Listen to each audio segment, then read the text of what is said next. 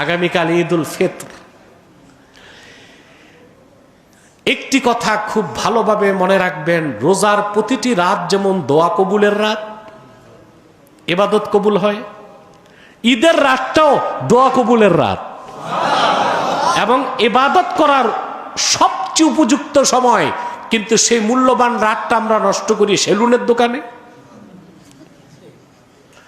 কোথায়? আরে ভাই,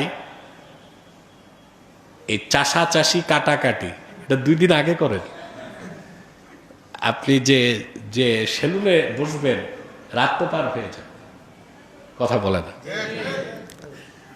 যাদের দাড়ি কালো ওদের লাগে 1 ঘন্টা, আর যাদের কালার করতে হয় ওদের তো 3 ঘন্টা লেগে যায়, ঠিক কিনা?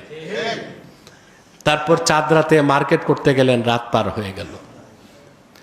আর যারা অসভ্য, বর্বর, অনৈতিক কাজে লিপ্ত, সারা রাত তারা মদ, পানি, গাঁজা, নেশা, গান বাদ্যের মাধ্যমে পার করে দিচ্ছে। অথচ ঈদের রাত মূল্যবান রাত, দোয়া কবুলের রাত, ইবাদতের রাত।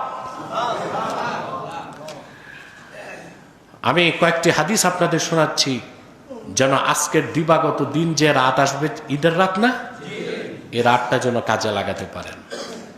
আনাবি উমামাতাল বাহিলি রাদিয়াল্লাহু আনহু আনিন নবী সাল্লাল্লাহু আলাইহি ওয়াসাল্লাম আন্নাহু ক্বাল মান ক্বামা লাইলাতাল ঈদাইন মুহতাসিবান লিল্লাহ লাম ইয়ামুত কলবুহু ইয়াওমা তামুতুল কুলুব।